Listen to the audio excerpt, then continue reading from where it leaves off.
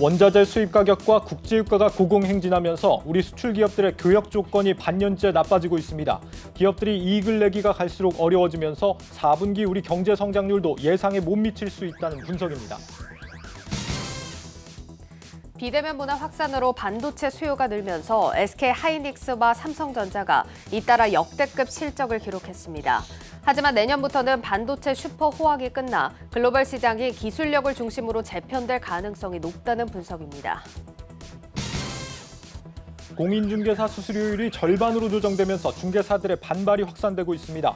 여기에 포화 상태에 이른 공인중개사 수를 조절하기 위해 정부가 시험을 상대평가로 전환하겠다고 하면서 파장이 예고됩니다. 지나친 확률형 아이템 장사로 과금 논란이 끊이지 않는 게임사들이 이번에는 줄지어 도박 게임 인수에 나서고 있습니다. 눈앞의 수익에만 몰두한 사업 추진에 게임사 본연의 경쟁력이 저하될 것이라는 우려도 나오고 있습니다.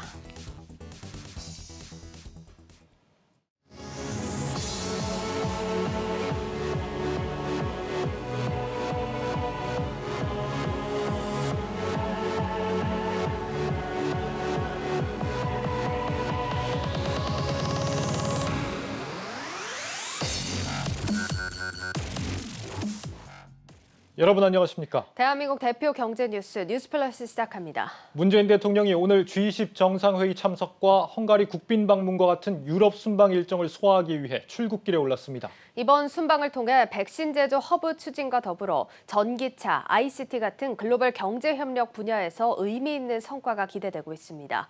문 대통령의 이번 유럽 순방 일정 장슬기 기자가 짚어봤습니다. 문재인 대통령이 오늘 오전 유럽 순방길에 올랐습니다. 이번 순방은 오는 11월 5일 귀국하는 7박 9일의 일정으로 이탈리아 로마와 영국 글래스고, 헝가리 부다페스트를 방문하게 됩니다. 문 대통령의 첫 일정은 교황청 공식 방문으로 교황과의 면담에서 우리 정부의 한반도 평화 정착 노력을 상세히 설명할 예정입니다. 문 대통령은 전날 화상으로 진행된 동아시아 아세안 정상들과의 다자회의에서도 종전선언에 대한 지지를 당부한 만큼 이번 순방에서도 관련 외교적 노력이 지속될 전망입니다. 30일 오전부터는 G20 정상회의 공식 일정이 시작됩니다. 문 대통령은 첫 공식 세션인 국제경제보건 세션에 참석해 코로나 극복을 위한 백신 공유와 거시경제 공조, 저소득국 지원 등 당면 과제들을 집중 논의할 예정입니다. G20 정상회의 2일차에는 영국 글래스고에서 열리는 26차 UN 기후변화협약 당사국 총회 정상회의에 참석해 기후위기 대응을 위한 우리나라의 주요 정책을 설명합니다.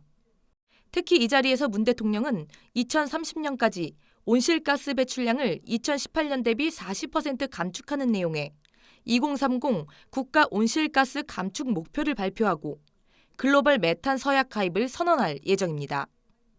마지막 일정인 헝가리 부다페스트 국빈 방문에서는 아데르 대통령과 회담을 가진 뒤 헝가리, 슬로바키아, 체코, 폴란드 등 4개국이 참여하는 정상회의에 참여해 2차 전지와 디지털, 바이오 등 신산업과 인프라 등 핵심 분야에서 공급망 협력을 논의하게 됩니다. 특히 이들 국가는 유럽연합 내 우리의 최대 수출 시장이자 650여 개의 우리 기업들이 진출한 핵심 투자처로 4차 산업혁명과 기후변화 대응 분야에서 구체적인 협력 강화 방안이 논의될 것으로 전망됩니다. 한국경제TV 장슬기입니다. 문재인 대통령의 이번 유럽 순방길에는 부담과 숙제도 적지 않습니다. 글로벌 공급망 재편 속에서 우리 기업들의 수출길을 개척하고 수소와 바이오 같은 미래 먹거리 분야에서는 새로운 경제 동맹도 필요한 상황입니다. 계속해서 정원우 기자입니다. 우리 경제가 장밋빛만은 아닙니다. 지금까지와는 차원이 다른 더 큰 도전에 직면해 있습니다. 글로벌 공급망 재편이 본격화되고 있고 첨단 기술을 선점하기 위한 기술 전쟁으로 확산되고 있습니다.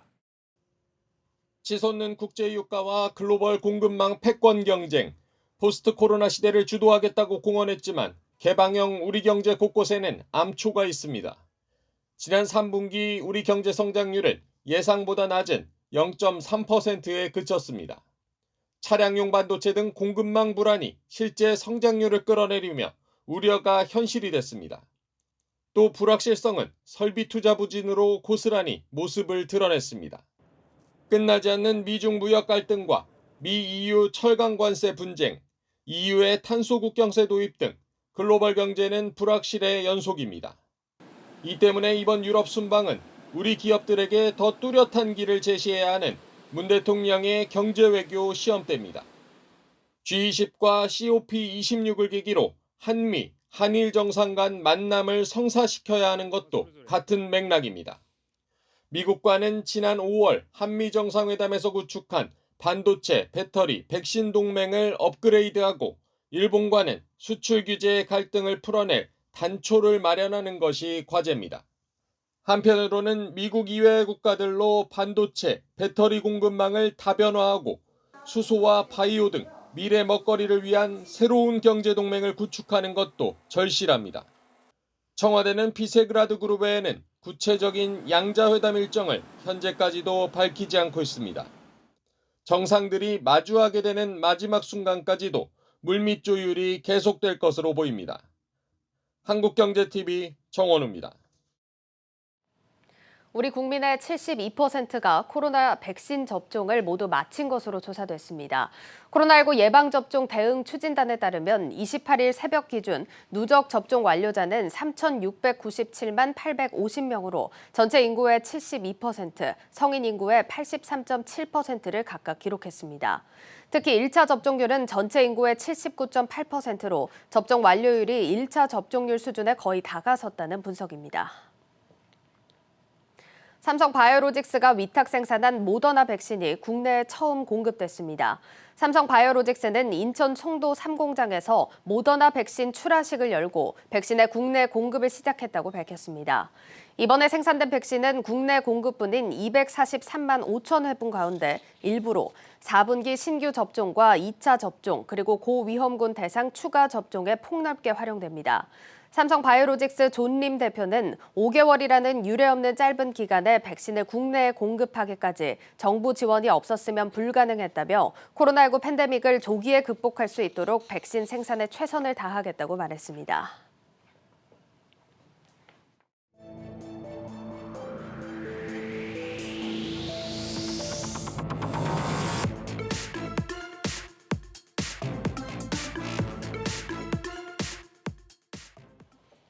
공인중개사들에 대한 수수료 요율 인하가 시행된 지 열흘이 지났습니다. 하지만 현장에서 중개사들의 불만은 좀처럼 사그라들지 않는 모습입니다. 가뜩이나 거래량이 많지 않은 상황에서 이미 인하된 요율보다도 수수료가 더 낮아질 수 있다는 게 문제로 지목됩니다. 홍원표 기자입니다. 서울 서대문구에서 공인중개업을 하고 있는 박성희 씨는 중개보수요율 인하로 고민이 많습니다. 요율이 내려간 건 어쩔 수 없지만 현장에서는 이제부터 혼란이 가중된다는 겁니다. 기존에 0.9%까지도 받을 수 있었는데 그때도 확정이 아니었고 협의사항이라 실질적으로 수령액은 0.5에서 0.6 정도밖에 안 됐었어요. 어차피 지금 정책적으로 위에서 내려오는 거라 어쩔 수 없이 받아들여야 된다 생각을 하고 확정으로 좀 해야 이 분쟁의 소지가 더 없지 않나. 네, 이거는 강력히 원하는 바입니다. 실무자 입장에서요. 네. 6억 원 이상의 주택 중개보수요율이 기존 0.9% 이하에서 구간별로 0.4에서 0.7%로 인하됐습니다. 그런데 이번에 개정된 요율은 공인중개사가 받을 수 있는 최대치로 계약할 때 의뢰인과 협의하다 보면 더 낮아질 수 있다는 이야기입니다. 또 주택 거래량이 줄면서 소득 수준은 예전과 비슷한데 인위적 수수료 인하는 부당하다는 목소리도 있습니다. 실제로 서울 아파트 매매 건수는 10월 기준 지난해 대비 반토막이 났습니다.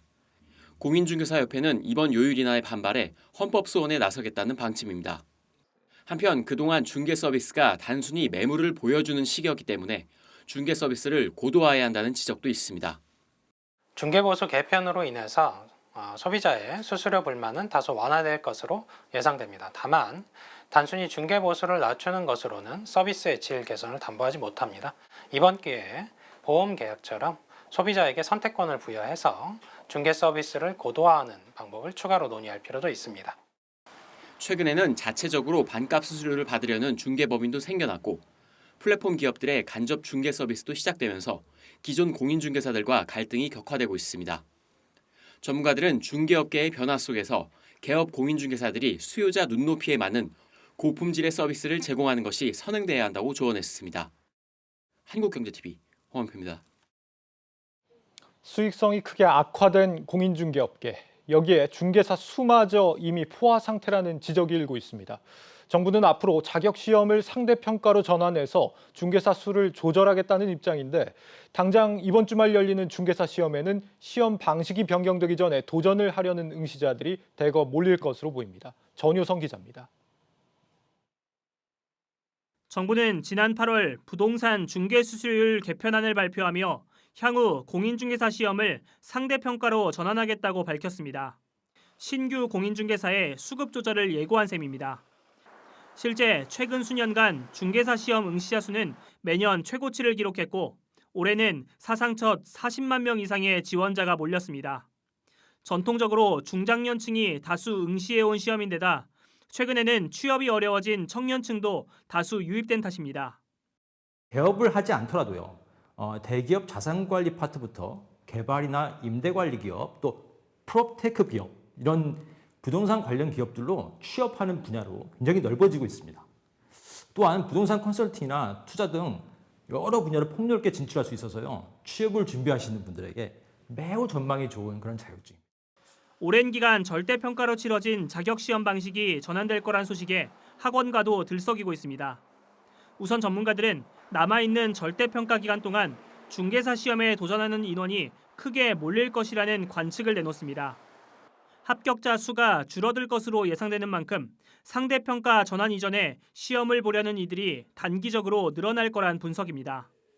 또한 중장기적으로 상대평가가 현실화된다면 학업에 불리한 요소가 많은 중장년층 합격률은 지금보다 낮아질 가능성이 높습니다. 이렇게 되면 노후 대비용 자격증이라는 인식이 강한 중개사 자격은 청년층 위주로 재편되는 효과가 나타날 것으로 보입니다. 그 연령대 분들은 내가 이걸 따서 진짜 창업을 하겠다라는 목표보다 그냥 공부와 그런 데 있어서 정말 보람을 느끼시는 그런 형태로도 이거를 하시는 분들도 꽤 있으시거든요. 상대평가로 전환하는 순간 이것도 하나의 스펙 싸움이고 점수 싸움이 되는데 이와 함께 인위적인 합격자 수 조절에 대한 지적도 나옵니다. 앞서 정부는 부동산 중개산업의 경쟁력을 높이기 위해 상대평가를 도입하겠다고 밝힌 바 있습니다. 하지만 신규 합격자를 줄이는 게 과연 업계의 서비스 품질을 높이는 것과 직결될지는 미지수입니다. 중개사 진입 장벽을 높이는 것보단 기존 중개사에게 추가 등급을 부여하거나 주기적으로 자격갱신을 유도하는 방법이 더 현실적이라는 목소리입니다. 진입 장벽을 높여서 어떤 질적 제고를 한다라는 것보다는 결국은 여러 가지 책임을 좀 부여하면서 이 공인중개사가 이 주택 시장에서 좀 경쟁력이 있는 그런 이제 사람들이 잘 살아남을 수 있도록 제도를 조금 보완하는 것들이 필요하고 공인중개업계가 일대 지각 변동을 맞이한 가운데 중개사 자격시험을 둘러싸고도 적지 않은 진통이 예상됩니다. 한국경제TV 전유성입니다.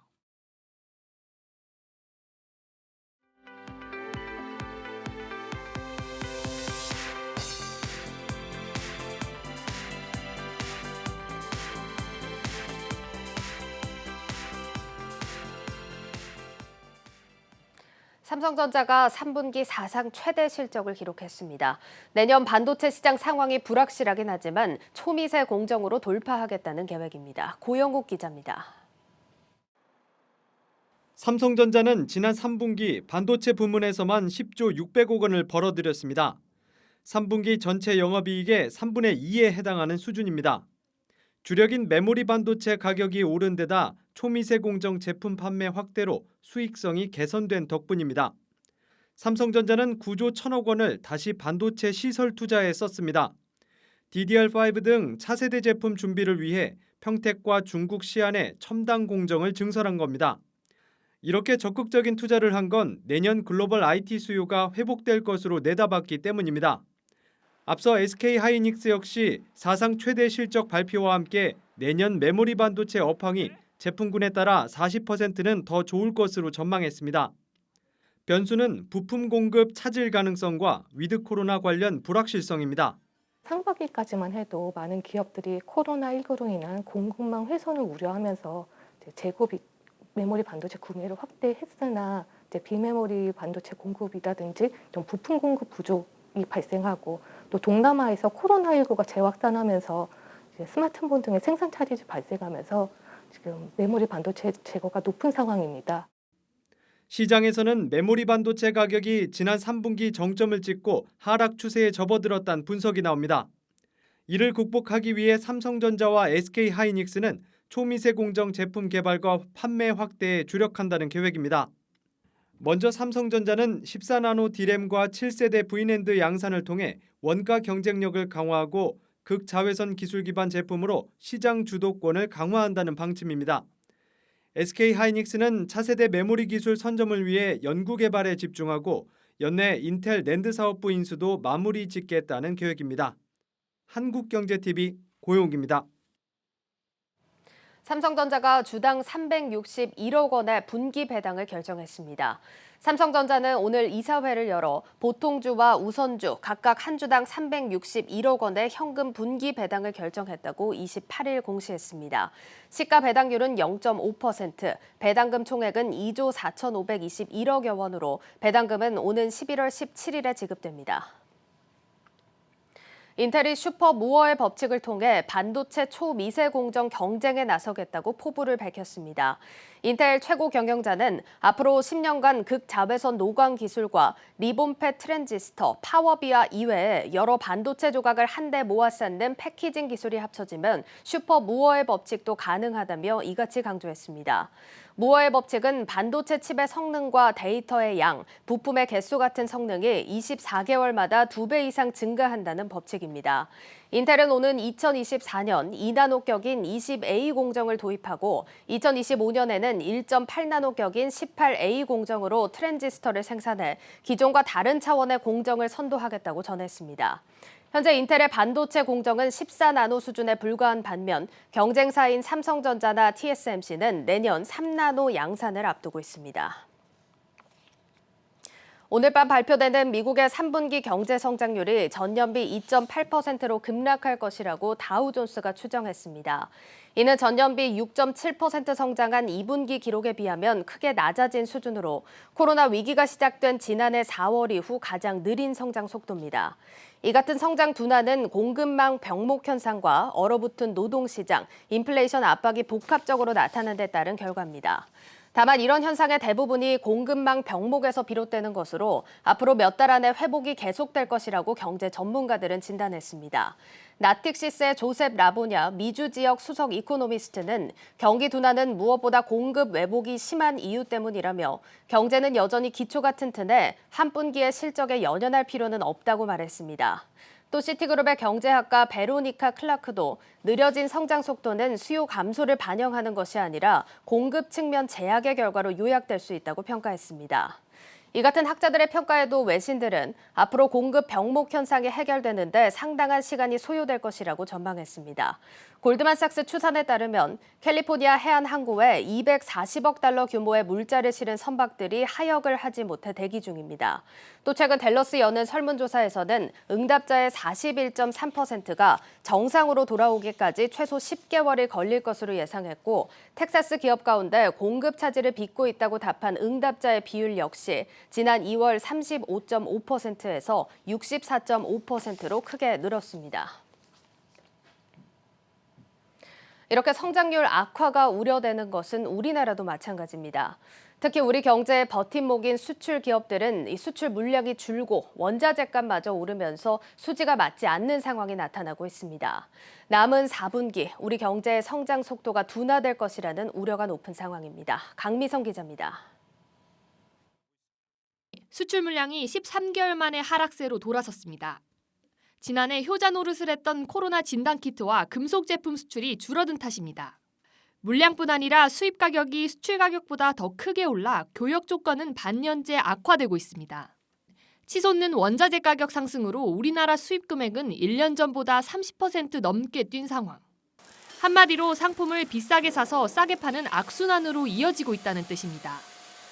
문제는 이런 현상이 1%를 뛰어넘어야 할 4분기 GDP 성장률에 발목을 잡을 수 있다는 점입니다. 한국은행은 3분기 경제 성장률을 밝히면서 올해 4% 경제 성장을 위해선 4분기 성장률이 1.04%여야 한다고 밝힌 바 있습니다. 한국은행은 아직까지 공급망 차질 영향은 크지 않다고 선을 그었지만 전문가들은 올해 4분기까지 공급 측 불안 요인이 이어져 경제 성장에 찬물을 끼얹을 수 있다고 말합니다. 4분기하고 내년 1분기가 좀 피크일 것 같다는 생각이 들어요. 공급이 수요를 좀 따라가지 못할 것 같고요. 에너지 산업 쪽에서 코로나 때문에 투자를 좀 많이 못했어요. 뭐 채굴이나 생산 쪽에. 올겨울에 좀 한파 가능성이 좀 있고 수급상의 문제로 유가가 좀 높은 수준을 지속할 것 같아요. 4% 성장까지 남은 기간은 2달. 성장을 이끌 수출 기업들의 채산성이 우려되고 있는 가운데 4% 성장 목표까지 험로가 예상됩니다. 한국경제TV 강미선입니다.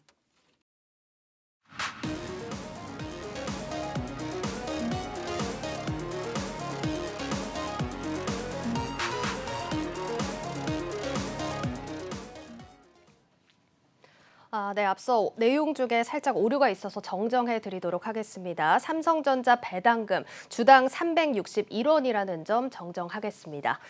자, 이어서 증권가 소식 들어보는 여의도 레이더 시간입니다. 증권부 오민지 기자와 함께 하도록 하겠습니다. 예, 오 기자, 목요일은 좀 텐션을 높여서 진행을 하려고 했는데 시장이 좀 막판에 빠져서 분위기가 좀 무거운 상황입니다. 자, 오늘 어떤 얘기 나눠볼까요? 좀 계속해서 안 좋은 이야기를 나눠야 될 것 같긴 하지만 오늘 일단 다뤄야 되는 종목이니까요. 이번 주가 10월의 마지막 주입니다. 이제 11월부터 본격적으로 시작되는 위드 코로나에 대해서 좀 이야기를 나눠볼 텐데요. 특히 그동안의 큰 폭의 주가 하락으로 좀 타격을 입고 있는 바이오주에 관련해서 얘기해 보려고 합니다. 뭐 오늘도 사실 바이오주들이 실적 기대를 받는 종목 이외에는 좀 하락세를 보여주는 모습이었는데 사실 바이오주들이 작년에는 대박이 날 정도로 정말 많이 성장하지 않았습니까? 예, 그렇습니다. 이제는 뭐 명실상부한 우리 증시의 중요한 업종으로 자리 잡은 바이오주인데요. 보시면 지난 2010년 말을 기준으로 보면요. 국내 증시 내에서 섹터별 비중에서 바이오 업종은 1.9%에 불과합니다. 10년이죠? 2010년? 예, 그렇습니다. 그런데 2021년 올해죠. 현재는 바이오주가 10.4%로 전체 업종의 4위를 차지하고 있습니다. 이 국내 증시 비중의 10분의 1이 바이오 업종인 거죠. 이런 바이오주가 위드 코로나로 약세를 보일 것으로 예상되는 업종으로 꼽히면서 투자자들이 바이오주에 대해서 좀 우려 섞인 시선을 보내고 있는 겁니다. 예, 맞습니다. 지금 투자자분들 좀 고생하시는 분들도 많은 바이오 종목일 겁니다. 아까 살짝 저희가 주가를 얘기하긴 했지만 올해 들어서 주가가 정말 많이 내려왔습니다. 얼마나 빠졌을까요? 많게는 주가가 3분의 1 수준으로 떨어진 종목도 있습니다. 이 진단키트로 지난해 주목을 크게 받았던 시젠의 경우인데요. 시젠은 지난해 무려 530% 상승하면서 압도적인 상승률을 보여줬습니다. 그런데 올해 들어서는 70% 넘게 하락한 건데요. 지난해 말까지만 해도 19만 원대였던 시젠의 주가는 현재 5만 원대에 머물러 있습니다. 예, 그렇습니다. 뭐 삼성분에 비해서는 뭐 하락폭이 적다라고 얘기할 수 있는 부분도 있겠지만 사실 작년에 시즌이 정말 말 그대로 주도주였는데 올해 이렇게 주가를 보면 또 많이 내려온 모습입니다. 아마 가장 많은 투자자분들이 또 참여를 하고 계실 것 같은데 셀트리온도 주가 많이 내려오지 않았습니까? 예, 맞습니다. 지난해 12월에 셀트리온은 주가가 40만 3,500원까지 올랐습니다. 그런데 지금은 21만 원대에 있는데요. 거의 반토막이 난 상태입니다. 같은 기간 셀트리온 제약도 27만 원대에서 12만 원대로 셀트리온 헬스케어도 17만 원대에서 8만 원대로 하락했습니다. 이 밖에도 K뉴딜 지수 바이오로 분류되는 섹터의 경우 연초 대비 29.83%, 거의 30% 가까이 약세를 보였는데요. 이 섹터에 해당하는 녹십자, 유한양행, SK바이오팜, 한미사이언스 등 대부분의 바이오 주가가 하락세를 보였습니다. 예, 뭐 지금 뭐 녹십자, 유한양행, 뭐 오늘도 사실 주가 낙폭이 좀 있는 종목들입니다. 아마 뭐 주가가 이렇게 많이 내려왔다 하시는 부분들은 다 아실 것 같은데 중요한 게 사실 뭐 코로나 같은 경우는 사실 올해 들어서 확진자가 더 최고치를 기록하기도 했고 이게 끝나지 않고 좀 지속되던 이슈였는데 왜 이렇게 많이 빠졌을까요? 이 위드 코로나가 다가오면서 영향을 받은 부분도 있고요. 하지만 또 바이오주 같은 경우는 사실 올해 중반부터 좀 시작이 됐습니다. 지난해 코로나19 사태가 확산될 때보다 이제 대중들이 좀 팬데믹 국면에 익숙해진 부분도 있습니다. 그러면서 바이오주에 대한 기대감이 낮아진 건데요. 또 한 가지 무시할 수 없는 부분이 바로 공매도의 영향입니다. 지난 5월 3일 공매도가 일부 재개되면서 바이오주가 그 타깃이 된 겁니다. 맞습니다. 공매도가 특히나 또 바이오주에 더 거세게 좀 작용을 하는 모습이었는데 사실 뭐 말씀을 해주셨지만 지난해 좀 과도하게 올랐다 이렇게 좀 평가를 한 부분일까요? 네, 맞습니다. 일반적으로 공매도는 보통 고평가되어 있다고 판단하는 종목을 대상으로 이루어지는데요. 이후에 이 주가가 하락할 것이라고 본 투자자들이 많다는 겁니다. 이 바이오주가 코로나19로 지난해 지나치게 많이 주가가 뛰었다고 판단한 투자자들이 공매도 대상으로 바이오주를 꼽은 겁니다. 공매도가 재개되고 일주일 동안 누적 공매도 거래 대금 상위 순위를 살펴봤는데요. 보시면 코스피와 코스닥 1위가 각각 셀트리온과 시즌이었습니다. 둘 다 1위에 있네요. 예, 맞습니다. 그래서 셀트리온은 공매도 거래 대금이 2천억 원이었고요. 시즌은 같은 기간 727억 5천만 원을 기록했습니다. 예, 지금 코스닥 4위에 셀트리온 헬스케어까지 올라온 모습도 확인을 해볼 수가 있겠습니다. 이 셀트리온이 특히나 공매도 공격을 좀 어마어마하게 많이 받은 종목입니다. 그렇기 때문에 소위 이제 셀트리온에 물려 계신 분들도 지금 많은 상황인데 최근에는 흐름이 어떤지 궁금합니다. 아직도 거셉니까? 최근에는 바이오주로 보면요. 그래도 공매도의 거래량과 거래 대금이 좀 줄어들고 있는 추세입니다. 코스피 200 헬스케어 업종을 보시면 지난 10월 5일에는 공매도 거래 대금 925억 원 수준이었는데요. 어제인 10월 27일에 공매도 거래 대금을 보면 105억 원으로 상당히 많이 떨어진 것을 확인할 수 있습니다. 또 코스닥 150 헬스케어 업종도 같은 기간 공매도 거래 대금이 446억 원에서 258억 원까지 줄어들었습니다. 올해 특히 제약과 바이오 업종의 주가가 크게 떨어지면서 이제는 바이오주 주가 저점을 지나고 있는 게 아니냐 이렇게 본 겁니다. 저점 얘기가 나오는 만큼 조금은 또 긍정적인 시각에서 볼 필요도 있겠다라는 생각이 드는데 일단 가장 큰 요인 중에 하나가 공매도라고 이야기를 해주셨습니다. 공매도 거래 대금이 지금 아까 봤다시피 굉장히 많이 줄어든 모습인데 앞으로 그러면 주가 상승을 조금 기대해봐도 될까요? 일단 당장은 뭐 어려울지 몰라도 이 중장기적으로 모멘텀은 살아있다 이런 게 증권가의 분석입니다. 이 위드 코로나로의 전환이 바이오주의 위기라고 생각하는 분들이 많으신데요. 사실 위드 코로나가 종식됐다라는 의미가 아니잖아요. 이 코로나19 상황에도 일상을 정상화하겠다는 거지 관련한 의약품 개발이나 진단키트의 수요가 강하게 낮아지는 건 아니라는 겁니다. 사실 뭐 이제 해외 위드 코로나 선언한 국가들 보면은 오히려 확진자가 더 많이 늘어나는 추세 아닙니까? 네, 맞습니다. 그래서 지속적으로 바이오주에 대한 관심을 가져야 한다라는 게 증권가의 분석이고요. 특히 지난 2년 동안에 코로나19와 관련해서 바이오 기업들이 연구를 굉장히 많이 했잖아요. 이제 바이오 기업들이 뿌린 씨를 하나둘씩 거둘 시기가 오고 있다는 점도 주목해야 한다 이렇게 분석을 했습니다. 알겠습니다. 이제는 좀 성과를 거둘 때다. 그리고 바이오주에 대한 관심은 좀 지속적으로 가질 필요가 있다. 이렇게 좀 정리를 해보겠습니다. 자, 위드 코로나라는 말이 사실 정말 코로나를 신경 쓰지 않아도 된다. 끝났다라는 말은 아닌 것 같아요. 제가 봐도. 네, 맞습니다. 또 특히나 국가별로 이제 백신의 불평등이 없도록 하기 위해서 국제사회가 노력하고 있습니다. 따라서 백신이나 진단 사업은 계속 주목이 될 것으로 기대되고요. 관련해서 전망도 나쁘지 않습니다. 이제 제약 바이오 매출 전망을 보면 2022년에 더 오를 것으로 예상이 되고요. 진단키트 관련주도 소폭 하락에 그칠 것으로 보이지만 지난해보다는 많아질 것으로 전망이 됩니다. 알겠습니다. 자, 그렇다면 투자자분들 계속해서 이제 코로나 관련 사업에 좀 주목을 해도 될지 이 여부도 좀 궁금합니다. 네, 코로나19 사업에 주목할 필요 분명 있지만요. 앞으로는 이 이외의 시장에도 좀 주목을 해주시면 좋겠다라는 생각이 듭니다. 2년 동안 코로나 관련해서 연구를 해왔고요. 또 해외 CMO 관련해서 매출이 영향을 미치겠지만 이제 다른 질환에 대한 성과도 중요한 사업으로 부각이 되고 있기 때문인데요. 지난해 사실 항암제나 당뇨, 퇴행성 뇌질환 등 국내 바이오 기업들이 성과를 많이 냈습니다. 다만 코로나19 상황이 너무 크다 보니까 주목을 좀 못 받은 부분인데요.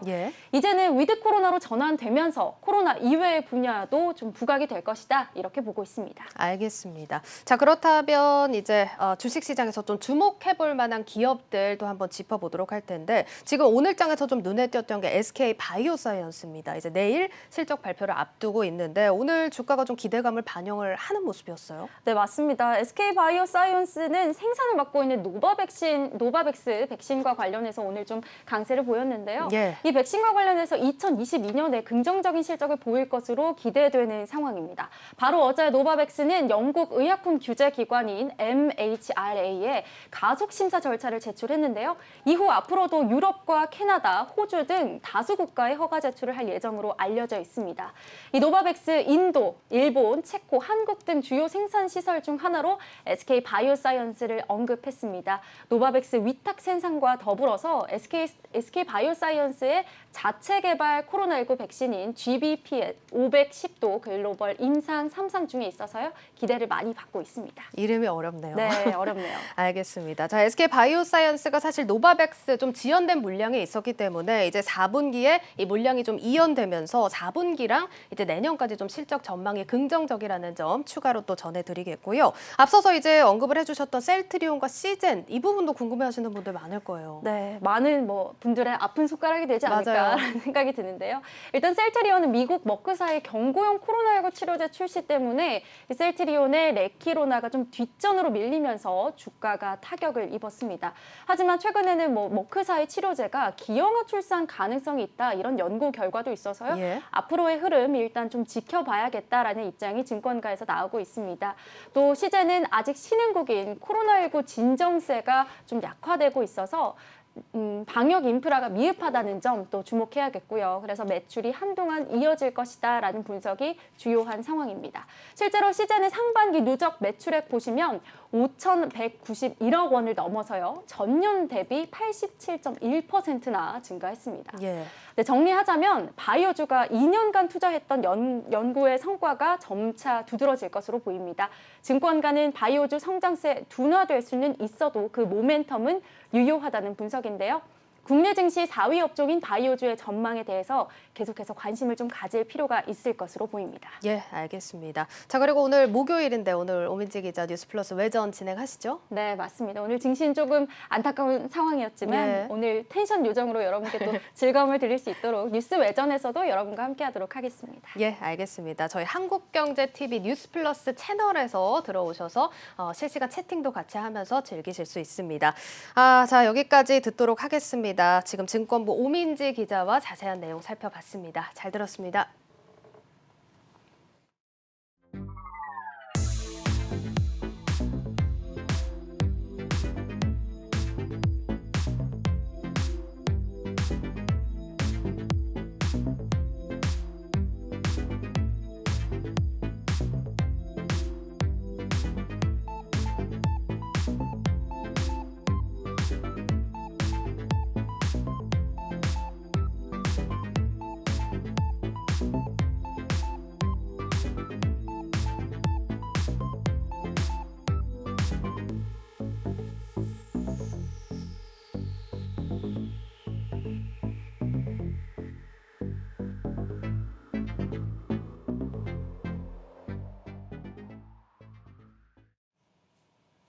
네, 지난 25일 발생한 KT의 통신장애 사고와 관련해서 구현모 KT 대표가 오늘 아침 또 한 번 공식 사과했습니다. 함께 보시죠.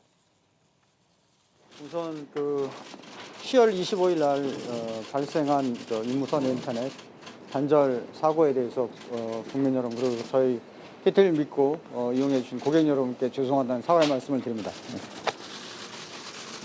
그동안 정부랑 계속 협조해서 사고 원인이나 재발 방지 대책들을 이제 마련을 하고 있습니다. 정확한 사고 원인은 아마 정부에서 내일 발표하시는 걸로 제가 알고 있고요. 네, 이번 장애의 원인은 이 부산 지역 망 고도화 작업을 진행하는 과정에서 발생했다는 게 구 대표의 설명입니다.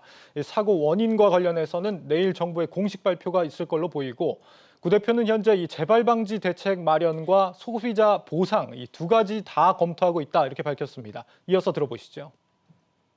심각하게 보고 있는 거는 그동안에 이제 저희가 내부에서 엄격한 프로세스를 적용을 해서 이런 망 고도화 작업이나 또는 나우통 정보 이런 갱신 작업 이런 것들을 해왔음에도 불구하고 이번에 이제 사고가 발생을 하게 됐습니다. 이게 협력사가 작업을 했지만 근본적으로 관리나 감독은 KT에 있기 때문에 저희 KT 책임이라고 저희가 인정을 하고 있고요. 이 부분을 이제 앞으로 어떻게 보상을 이제 재발 방지책을 만들 거냐가 핵심으로 생각을 하고 있습니다. 재발 방지는 이제 근본적으로는 저희가 테스트 베드를 좀 운영을 해서 이런 작업이 일어나기 전에 가상적으로 한 번 더 테스트를 하고, 그리고 또 사고가 발생하더라도 전국적인 영향을 미치지 않도록, 국지적으로 영향을 미치도록 만드는 것, 이 두 개가 이제 핵심입니다. 그리고 소비자에 대한 그 보상 부분은 저희가 약관은 있습니다만은 약관과 관계없이 저희가 적극적으로 보상책을 마련해서 내부 협의를 진행을 하고 있습니다. 그것도 결정이 되면 말씀드리도록 하겠습니다. 특히 이번 피해와 관련해 KT의 약관상 보상 기준이 논란이 되고 있죠. 3시간 이상 연속적으로 발생한 피해에 대해서만 보상한다고 돼 있어서 이번에 1시간 20여 분간 발생한 피해는 원칙적으로는 보상이 어려운 것으로 알려져 있습니다. 이 기준 자체가 현실성이 없다는 지적이 있는데 저희 취재 기자가 그에 대한 입장을 들어봤습니다. 들어보시죠. 보상한 얘기가 구체적으로 어느 수준까지 진전이 되고 있는 건가요? 보상하는 그게 이제 약관의 보상이기 때문에 저희 내부 이사회까지 가야 됩니다. 그래서 이 시점에서 구체적인 내용을 좀 말씀드리기 좀 어렵습니다. 이해 부탁드립니다. 약관상 피해 보상 기준을 확대하실 계획은 있으신가요? 그거는 이제 정부랑 정부 측에서 오늘도 뭐 얘기가 있었습니다만은 협의해서 약관상 피해 보상 기준은 개정을 하겠다는 말씀을 하셨고, 저희 역시 이제 그 약관상 3시간 뭐라고 하는 것, 인터넷 같은 3시간, 다른 경우는 또 시간이 다릅니다만은 그게 이제 마련된 지가 오래된 겁니다. 그게 근데 지금 현재 이렇게 비대면 사회, 또 통신에 의존하는 서비스가 많은 시점에는 그것 역시 좀 더 개선이 돼야 되는 게 바람직하다. 저희 역시 그렇게 생각하고 있습니다.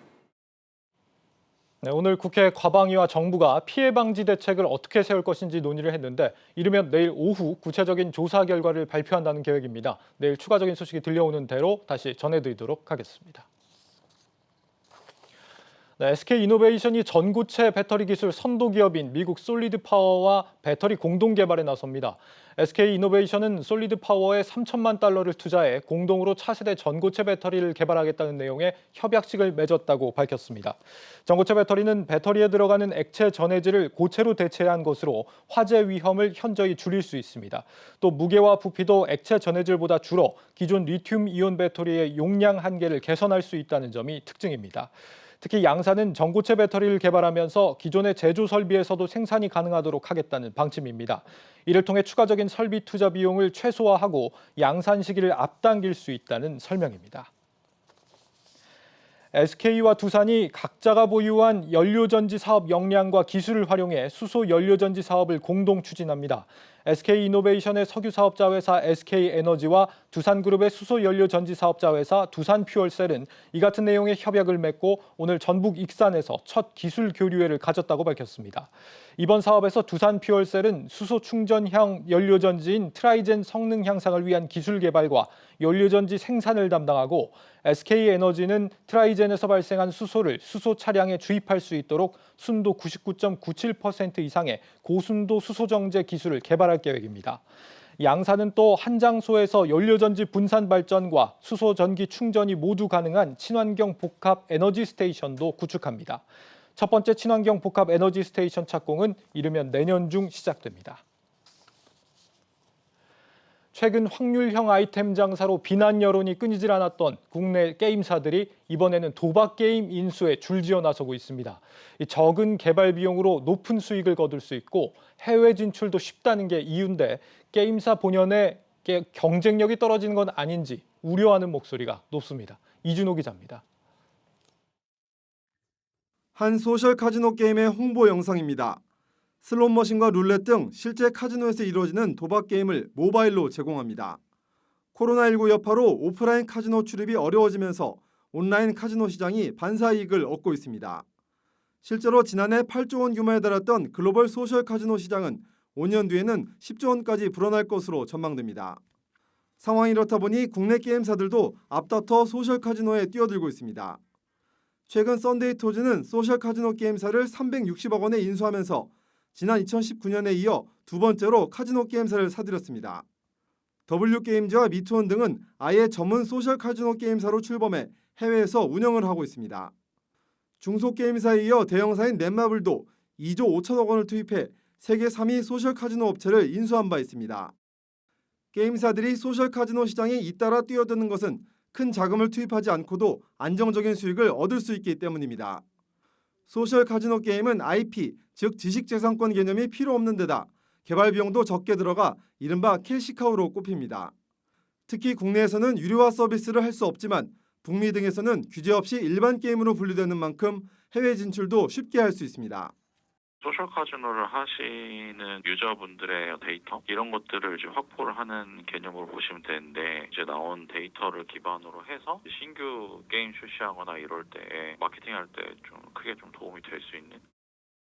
다만 눈앞에 안정적인 수익만을 몰두하다 자칫 게임 산업 본연의 경쟁력을 스스로 저하시킬 수 있다는 점은 우려스러운 대목입니다. 게임 산업은 결국에는 새로운 IP를 개발해서 끊임없이 해외로 나가야 되는 그런 어떤 숙명을 이제 맡고 있는데 쉬운 길을 가려고 하는 그런 선택이라고 볼 수가 있는 거죠. 게임 산업의 경쟁력을 강화시킬 수 있는가라는 관점에서 보게 되면 부정적으로 볼 수밖에 없다는 게 과거 슬롯머신 게임 바다 이야기 사태로 촉발된 사행성 논란도 소셜 카지노에 몰두하는 게임사들이 넘어야 할 숙제로 꼽힙니다. 한국경제TV 이준호입니다. 인터넷 전문은행 K뱅크가 돈을 하루만 맡겨도 약속된 이자를 받을 수 있는 이른바 파킹 통장의 이자율을 인상합니다. K뱅크는 다음 달 1일부터 파킹 통장인 플러스박스의 기본금리를 0.5%에서 0.8%로 인상한다고 밝혔습니다. 파킹 통장은 돈을 자유롭게 입출금하면서도 맡긴 일수만큼 이자를 지급받을 수 있다는 점이 특징입니다. 현재 K뱅크 파킹 통장의 한도는 3억 원으로 은행권 최고 수준입니다. AI를 활용해 개인의 관심사를 맞춤형으로 찾아주는 새로운 검색 서비스가 나옵니다. 네이버는 네이버 미덥 행사를 온라인으로 개최하고 이런 기능을 가진 새로운 검색 브랜드 에어서치를 선보였습니다. 에어서치는 검색 단계에 다양한 인공지능 기술을 적용해 정형화된 결과가 아닌 개인 맞춤형 결과를 제공하는 점이 특징입니다. 김상범 네이버 책임 리더는 이번 서비스를 통해 사용자는 막연한 검색어만 입력해도 원하는 콘텐츠를 빠르게 발견하거나 특정 분야 트렌드를 한눈에 파악할 수 있다고 설명했습니다. 오너 일가 중심으로 이사회를 재구성하려던 남양유업의 계획이 무산되면서 경영 공백이 길어질 것이라는 분석이 나오고 있습니다. 27일인 어제 법원은 한행코가 제기한 남양유업 홍원식 회장 일가의 의결권 행사 금지 가처분 소송을 받아들였습니다. 이에 따라 내일로 예정된 임시주주총회에서 오너 일가 중심의 신규 사내외 이사를 선임하려던 남양유업의 계획이 사실상 무산됐습니다. 이번 판결에서 법원은 한행코와 남양유업 간 주식 매매 계약이 유효하다고 보고 홍원식 회장이 한행코의 남양유업 경영권 확보를 방해하는 행위를 금지할 필요가 있다고 판단한 것으로 전해졌습니다. 팬더스트리라고 들어보셨습니까? K-팝과 드라마가 전 세계적인 팬덤을 형성하면서 하나의 산업으로 고속 성장하고 있다는 의미로 쓰입니다. 이런 팬더스트리가 급부상하면서 올 연말 엔터 관련 기업들의 상장 움직임도 줄을 잇기 시작했습니다. 문영민 기자입니다. 방탄소년단, 블랙핑크 등 아이돌부터 기생충과 미나리 등 영화, 그리고 오징어 게임과 마이네임 등 OTT 콘텐츠까지 전 세계 대중문화 시장에서 한류는 무섭게 성장하고 있습니다. 코로나 와중에도 저희가 글로벌 OTT 넷플릭스에서 저희 그 드라마나 영상들이 그 세계적으로 1위를 굉장히 많이 달성했었고요. 최근에 이제 그 BTS의 다이너마이트나 또 다른 최근의 곡까지 해서 뭐 여러 번 이제 1위를 달성했던 사례가 있고, 이런 것들이 이제 우리나라 콘텐츠 산업의 위상이 거의 선도국 위상에 이르렀다는 어떤 그 시그널들이 여기저기서 보여지고 있습니다. 한류 콘텐츠가 화랑을 지속하자 팬과 산업의 합성어인 팬더스트리 또한 주류 산업으로 자리 잡고 있습니다. 공식 한류 팬은 지난 2015년 3,560만 명에서 올해 초 1억 478만 명으로 3배가량 증가했고, 이에 따른 팬더스트리 시장 규모는 10조 원 가까이로 추정됩니다. 이러한 이유로 SM, JYP 등을 포함한 엔터테인먼트 섹터의 주가는 3개월 전과 비교해 24% 이상 올랐고 관련 기업의 상장 또한 가속화되고 있습니다. 이런 배경 속에서 걸그룹 마마무 소속사로 알려진 RBW는 다음 달 5일 기관 수요 예측을 시작으로 11일부터 이틀간 일반 청약을 진행한 뒤 11월 말 코스닥 시장에 상장할 예정입니다.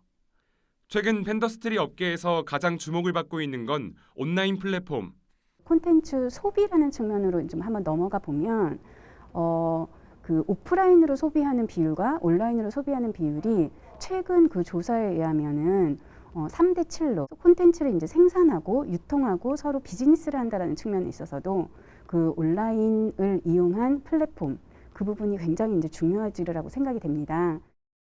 아이돌 팬덤 메신저 플랫폼 버블로 이름을 알린 디어유는 최근 기관 수요 예측을 마치고 다음 달 1일부터 이틀간 일반 투자자를 대상으로 청약을 받습니다. 디어유는 상장 이후 글로벌 아티스트 영입과 메타버스 사업으로 포트폴리오를 확대하고 팬 커머스를 공략하겠다는 비전을 밝혔습니다. 음악 저작권 거래 플랫폼 기업인 뮤직하우도 최근 미래에셋증권을 상장 주관사로 선정하고 이르면 내년 말을 목표로 상장을 추진하고 있습니다. 팬더스트리 시장이 빠르게 커지자 덩달아 엔터테인먼트 기업과 관련 플랫폼 기업들의 상장도 속도를 내고 있습니다. 한국경제TV 문형민입니다. 한때 본점까지 문을 닫으며 위기를 맞았던 백화점 AK플라자가 부활을 예고했습니다.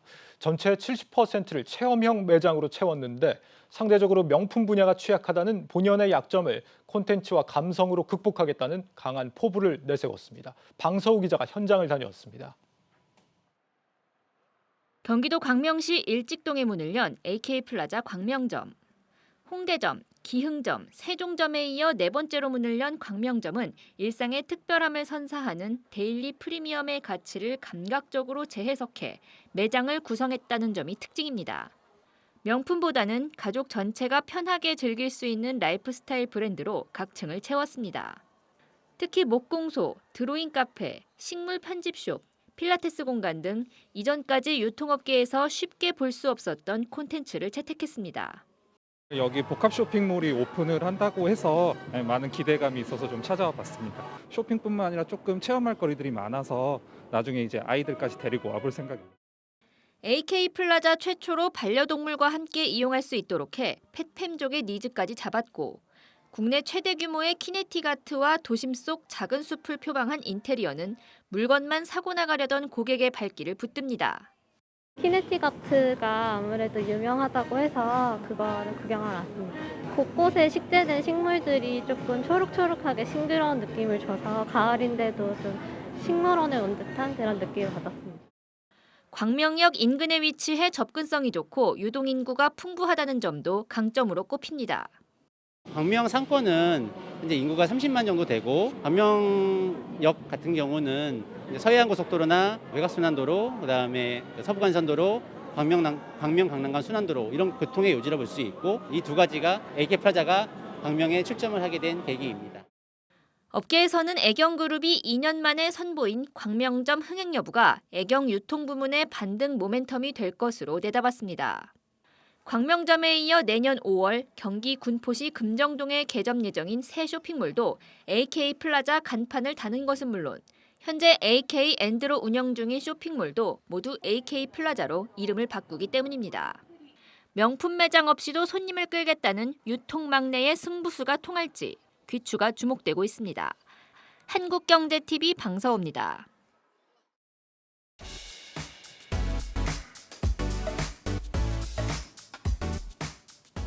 주요 일정 전해드립니다. 내일 미국장 마감 후 애플의 4분기 실적이 발표됩니다. 먼저 주당 순이익 1달러 23센트 예정이 되어 있고요. 매출은 848억 달러 수준을 기록할 것으로 전망이 나와 있습니다. 각각 전년 동기 EPS에 비교해서는 거의 2배 가까운 성장을 보여주는 거고요. 매출 같은 경우도 200억 달러 이상 성장할 것으로 전망이 나와 있습니다. 글로벌 IB들 시각 한번 살펴보시죠. 전반적으로 애플의 글로벌 공급망 병목 현상에 타격을 입었음에도 애플 견고한 실적이 예상된다라는 분석으로 요약을 해볼 수 있습니다. 시티그룹에서는 애플이 호실적을 기록하면서 향후 12개월 동안 최소 15% 이상 오를 수 있다 이렇게 전망을 내놨고요. JP모건에서도 어닝 서프라이즈를 예상하면서 목표 주가는 $180 그리고 비중 확대 의견을 유지했습니다. 이렇게 이번 분기 전망은 좋지만 따라오는 우려가 바로 다음 분기부터 내년까지의 실적입니다. 앞서서 글로벌 공급 병목 현상 얘기를 했는데 이 부분 때문에 애플이 최근 출시한 아이폰이 당초 계획했던 것보다 최대 1,000만 대나 제대로 출고가 되지 못하고 있는 상황입니다. 물론 병목 현상인 만큼 단기적인 악재로 여겨지긴 하는데 이게 만약 지속된다면 다음 1분기, 그러니까 우리 회백의 분기로 치면 4분기입니다. 아이폰 판매량 감소가 반영이 되고 전체 매출의 30%를 차지하는 서비스 분야에서 좀 타격이 있을 수 있다. 이렇게 전망을 하고 있습니다. 그러면서 내년까지 이 타격이 지속될 수 있다 이런 의견을 제시하기도 했습니다. 자, 그리고 애플이 코로나 불확실성이 해소되기 전까지는 공식적인 가이던스를 발표하진 않겠다 이렇게 언급을 하면서 계속해서 가이던스가 발표되지 않고 있는데 이번에도 물론 가능성은 적습니다만 이 가이던스 발표가 나온다면 애플이 공급 병목 현상에 대해서 어떤 대처 계획을 가지고 있는지 체크해보라 이런 분석이 있었습니다.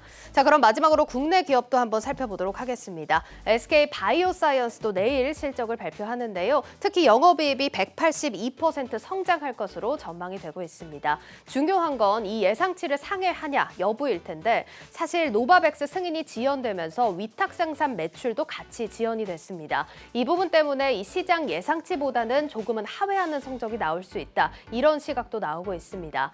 다만 이연 물량이기 때문에 4분기에 오히려 반영이 되면서 호실적 전망이 나온다는 점, 그리고 개발 중인 신약의 임상 성공 가능성과 증설 진행에는 변화가 없다는 점이 부각되면서 장기적인 관점에서는 문제는 없을 거라는 분석이 나와 있습니다. 지금까지 내일 발표되는 실적 일정 전해드렸습니다.